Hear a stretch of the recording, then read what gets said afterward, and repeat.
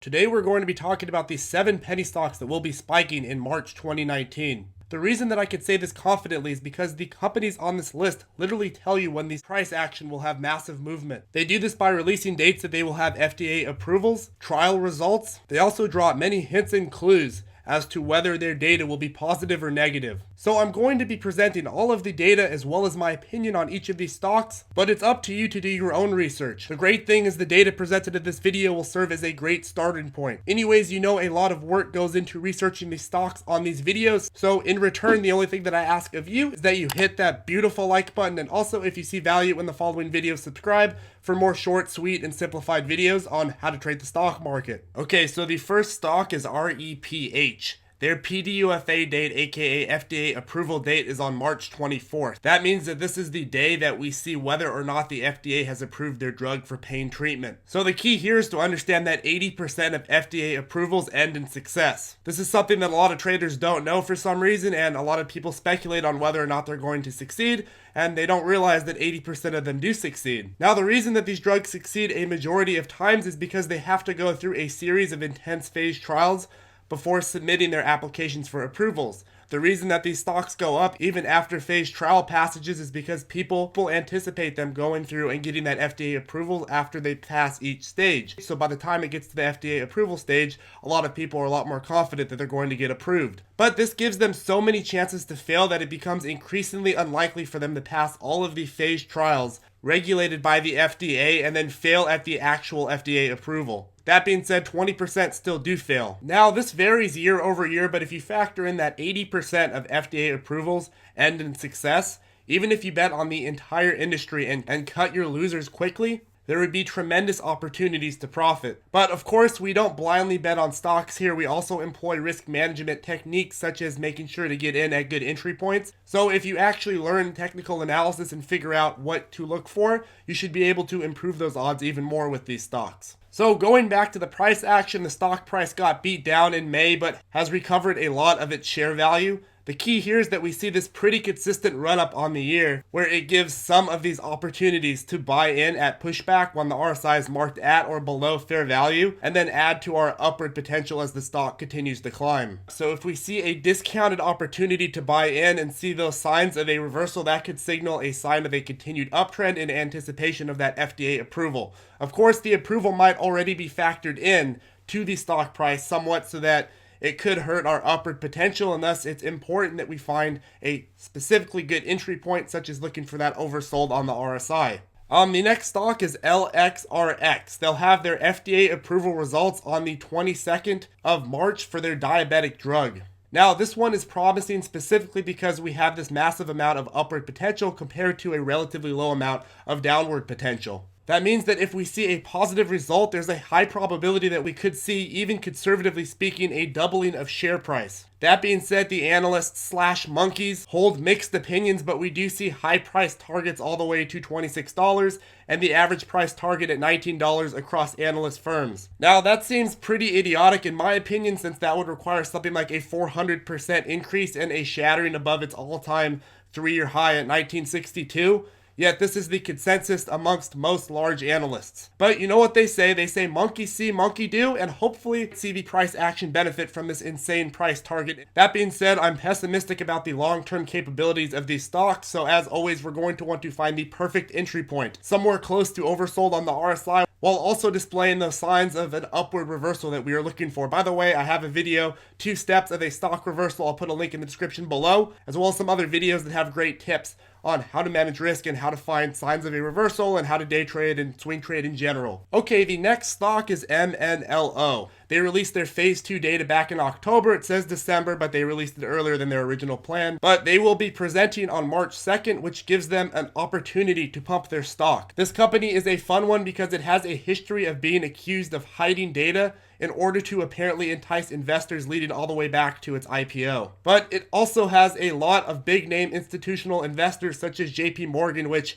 I'll discuss more after introducing this company. So the first thing you need to understand is that this company is primarily focused on this drug, and figuring out what it can be used to treat. The data was for their tests back in October on the treatment of refractory chronic cough. Sadly for the company, that failed to demonstrate any benefits of the drug, and instead of treating coughs, it instead left the shareholders coughing up their money. Anyways, the reason this is relevant is because on March 2nd, they are going to be presenting at a new conference in a completely different sector of medicine, which is dermatology. Now remember, they just failed with this very same drug in one sector, and now it's being attempted in another. So this means they have even more pressure to rebrand that very same drug as a new winner in a completely different sector. So this presentation on the 2nd will be their opportunity to present and pipe up the drug before its phase 3 data is presented this year. But if only there was a way to figure out whether or not the insiders and institutional investors think this is going to be a successful presentation. Oh wait, there is. So if we completely throw out the fact that MLLO has been silently climbing on no news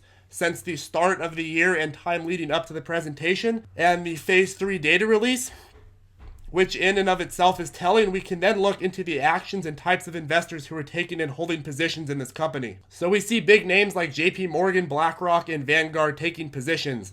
In the case of JP Morgan, we see a massive increase in hundreds of percentage points.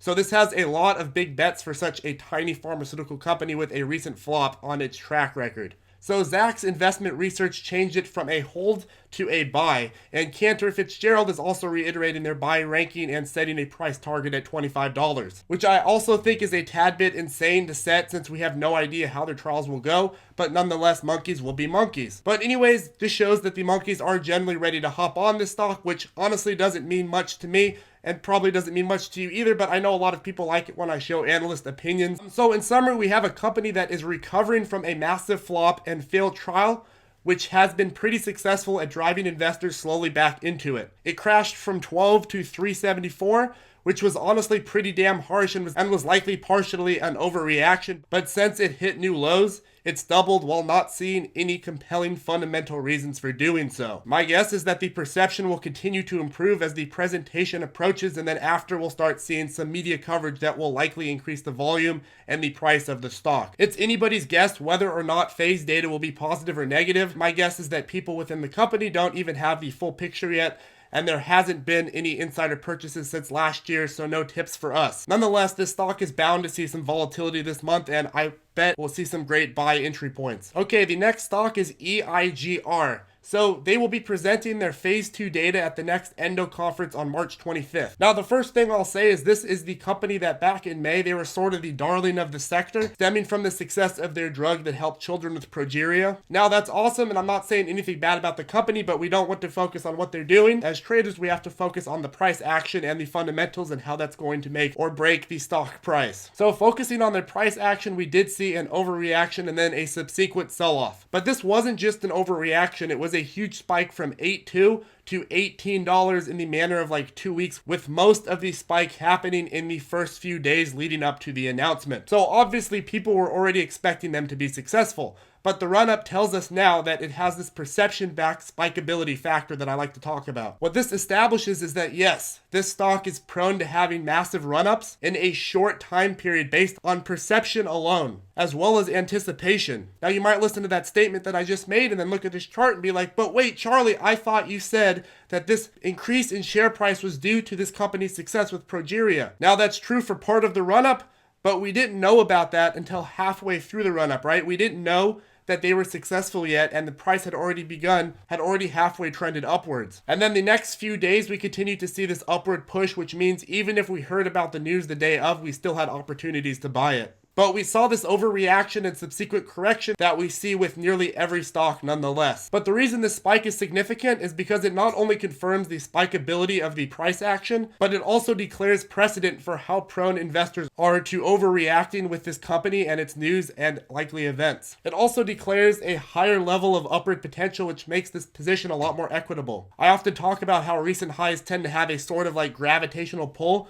which is mostly because of the fact that once a stock starts uptrending, the investors and traders all freak out, thinking it could go all the way back up to where it sold off from, and that adds to the effect of the run-up. But the problem here is there really isn't that much more room to run. It looks like, a little over $4, so that's not a great amount of upward potential compared to the vast amount of downward potential. So what I'd look for in terms of taking a position is at least some form of a pushback, preferably to oversold, but also showing signs of an uptrend such as that building of momentum. Also, I don't know that we'll get this chance, but if we do see a dip back down to support at $9 a share, that looks like an awesome entry point for us. Okay, so UROV will be releasing phase 3 data in March. Their drug is for treatment of overactive bladders. But don't race to the bathroom quite yet. The reason that we are watching them is because their phase 3 data is due in March, and they've been slowly running up in anticipation.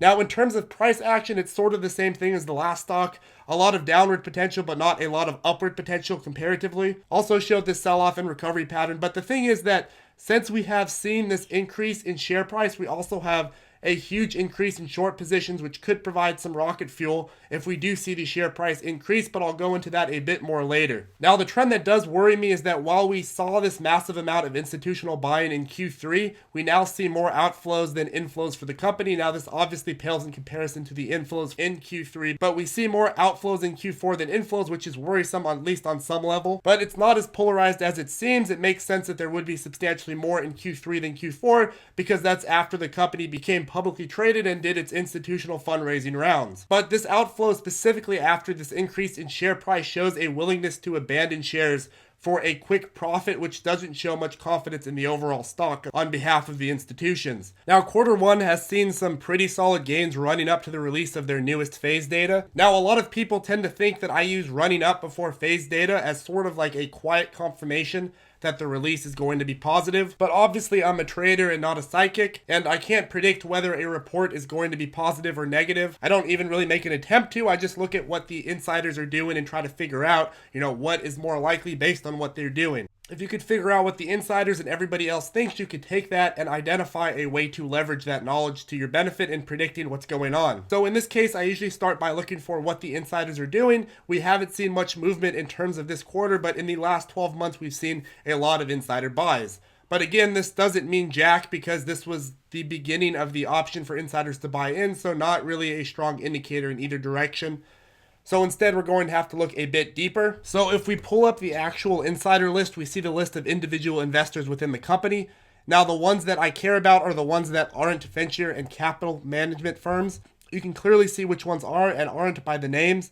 Now, there's 2 individuals who own a chunk of the company, but there's also one company that is a direct owner. So these are the 3 owners that are worth looking into. If I look into the direct owner, Rovenant or whatever Sciences is a pharmaceutical company that licenses late-stage drug candidates and develops them through subsidiaries. Now, the key here is that this direct partnership offers some sort of validity for the funding team over at UROV. Now, the reason this is relevant is because under the surface, UROV at best is a sketchy company incorporated in Bermuda with absolutely no track record. All they have is the promise of their phase trials, yet they've been able to convince large investment banks to take positions. Now, investment banks, the strategy behind most investment banks is they don't want to worry about whether or not a trial is successful. They want reasonable assurance that they'll be able to make a profit regardless of the result of the trial. So in order for a company like UROV to convince them to take a position, they're going to need to figure out a way to paint themselves in a new light. And a direct stake from Roivant Sciences, a firm with a solid track record, helps provide that validity. At the same time, though, the company needs to produce a return regardless, and how these companies do that is by transforming perception. Even if the trial results fail, these companies will often employ tactics to increase their perceived value, such as targeted press releases talking about future or continuing phase data or other phase trials that they're working on. And they employ targeted press releases, and a lot of them even hire certain media PR firms to prop up the stock and prop up the perception. But there are really only 2 scenarios that I could see playing out for UROV this month. Now, as it gets closer to trial data release, the stock price is continuing to gain, and what we see is a start of an increase in shorting as well. The reason the increase in short positions is good is because if we continue to see more short and we also have positive trial results, we'll see a short squeeze like none other. As shorts rush to cover their position, the price will multiply its momentum and offer opportunity for traders to profit. But again, you may notice that most of my analysis on the stock was negative. That's because I don't believe in the long-term viability of these companies on average, but I do believe in their short-term profitability as traders. That being said, there's a very high chance that regardless of the phase data results, we'll see good execution points this month. The key here is identifying, again, the key here, I don't want to sound like I'm beating a dead horse with this, but the key here is identifying where to get in and get out, and the best way to do that is by pairing the fundamentals to the technicals. I have tons of videos on technical analysis, So I highly recommend that you check those out if you're having a hard time managing your risk. Okay, so the next stock is FWP. So FWP has been selling off since its spike in May. Now they said they will be releasing their phase 3 data this quarter, but it hasn't come out yet, so we should see it in March, since that's the last month of the quarter. They're working on something for hormone deficiency in children. The reason that I like this stock is because it has massive amount of upward potential from 138 all the way to 445. But the key here is to watch for irregularities in the stock price, because at any time we could see that phase data released. That being said, I think the best play with this is getting that pattern confirmation that we talk about in terms of finding signs of a reversal. This one could run all the way up to 445, but it's key to get in when we see it at least at the fair value on the RSI. I have a whole video on the RSI. If you're confused on what I'm talking about, I'll put the link in the description below. But we want to see more upward potential than downward potential, since we don't know exactly when or even what is going to be in the data. Okay, so the 7th penny stock is a lot more speculative than the other 6, since it's earlier in the development process. But the advantage here is that we see a huge sell-off with some early signs of a potential uptrend. The thing I like about this is that we are within 30 cents of the bottom, and we almost have $5 of upward potential. That's a huge amount of opportunity in our favor. In terms of fundamentals, if we see some positive news this month, or even the perception of positive news, we could see an overreaction. Of course, positive news in this type of category won't equate to the reaction of the other stocks, but it could have the spiraling effect as a catalyst due to the massive amount of upward potential. Well, the monkeys are generally looking at this stock in a fair light, so take that as you will. I also want to finish this off with one last stock that I didn't include in the number count. So this is REPH, and I didn't include it in the number count because it's far from being a penny stock. Yet it's going to have an FDA decision on March 12th, and thus I think it's totally worth watching. It also has pretty promising price action, but it might be a bit overextended. Anyways, if you are wondering how I found these stocks and researched them, I literally used biopharmacatalyst.com, then Googled and news searched each of these stocks until I got the answers. I'll link to the bio calendar in the description below if you'd like to do this research yourself. I highly recommend doing it yourself as well. But just to reiterate about the stocks on this list, these aren't stocks to buy and hold with no apparent plan. These are stocks that will provide volatility and price action that warrant taking positions, while also focusing on techniques for managing risk and spotting reversals. 90% of my videos are on these topics, so if you're struggling, you don't just look through the channel. I think you'll find something that will provide value for you. Anyways, I hope this video was helpful. If you have any questions, you can join our ZipTrader Circle Facebook group or comment below. Anyways, have a great day, folks, and I'll see you in the next video.